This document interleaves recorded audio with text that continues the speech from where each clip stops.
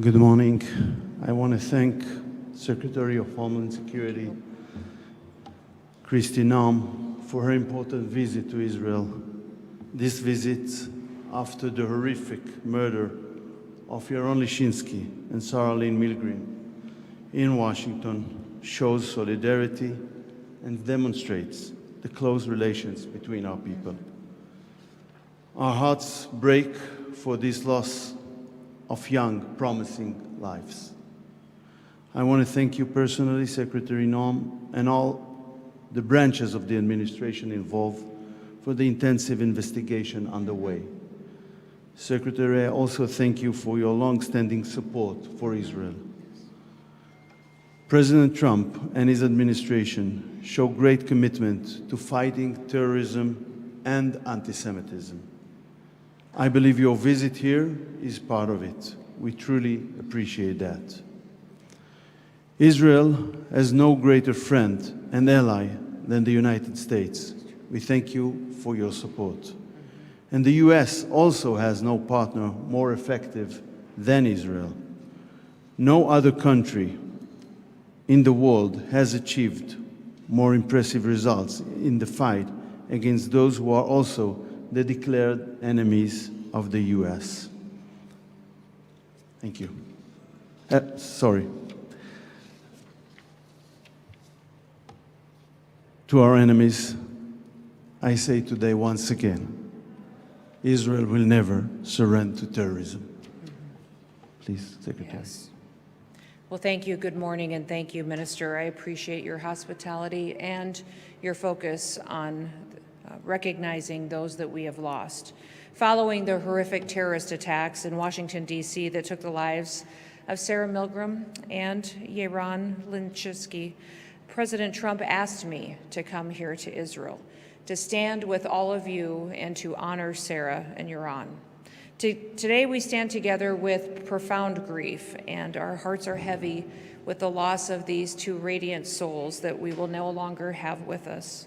Their lives were so full of promise and love and dedication, and may they be an inspiration to us of how to live our daily lives as well. They were people who recognized they were created to serve others, and they did that in a way to take straight on the face of other people that seek to divide us and that hate us. Yet in this moment of sorrow, we also ask that you would gather with us to honor their light and the unbreakable spirit of the Israeli and the American people. Yaron was known for his infectious smile and his unwavering commitment to peace and the vision of the Abraham Accords. But he believed in peace and goodness. Friends and family shared of Sarah that she glowed with warmth and compassion, dedicating her life to fostering peace and understanding. Her work for initiatives like Tech to Peace and her career in public diplomacy were incredibly important to her. Their love for each other, a bond that was so strong that Yaron had already chosen a ring to propose to Sarah here in Jerusalem. It reminds us of the dreams that terrorism seeks to destroy every single day. But we will not let hatred have the final word. Sarah and Yaron's lives are a testament to the power of love and service. They stood for something that was much larger than themselves, and their memory calls us to do the same. They have lived a life of significance that has forever changed us. Together, they embody the very best of Israel, courageous, hopeful, and dedicated to peace. Now, yesterday at the Western Wall, I prayed Jeremiah 31.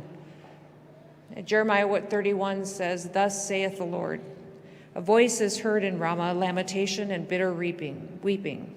Rachel is weeping for her children.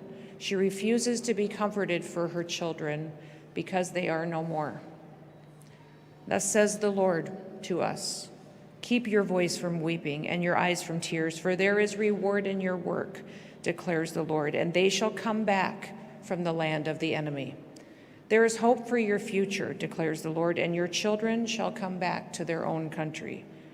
I ask that God may bless Israel and that God may continue to bless their families, wrap his arms of comfort around them during this time.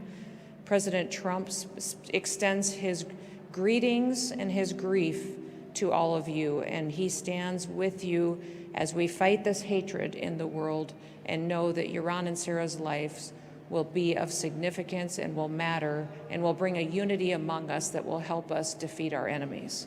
May God bless Israel, and may God continue to bless the great United States of America. Thank you, Minister.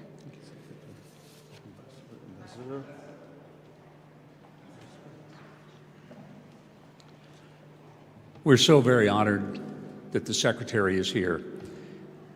To our knowledge, it is the first time that a Cabinet Secretary has been here on Yom Yerushalayim, a very significant day here in Jerusalem.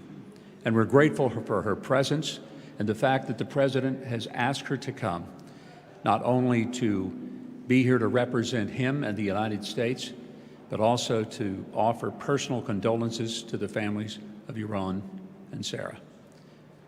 Their lives were taken from them last week.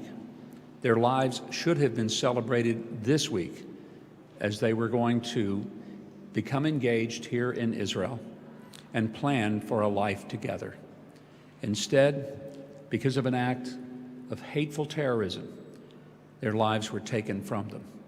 But their memories will not be taken from any of us, and we should always be mindful that there are people who pay an incredible price to simply be Israelis and Jews. And it's why the United States must always stand. And it's why it's so very important that we welcome the Secretary here to the State of Israel as she comes to offer in person an extraordinary sense, not just of condolences, but also a sense of confidence that the relationship between our nations will never waver, nor will it ever falter. And so, Madam Secretary, thank you. Thank you for being here in person, for identifying the United States. Back home, this is Memorial Day, which means we honor those who died giving their lives for the service of the United States and giving us our freedom. We come on this day to recognize that every day someone in the service of Israel falls in the battle to keep your nation free. We will not forget that.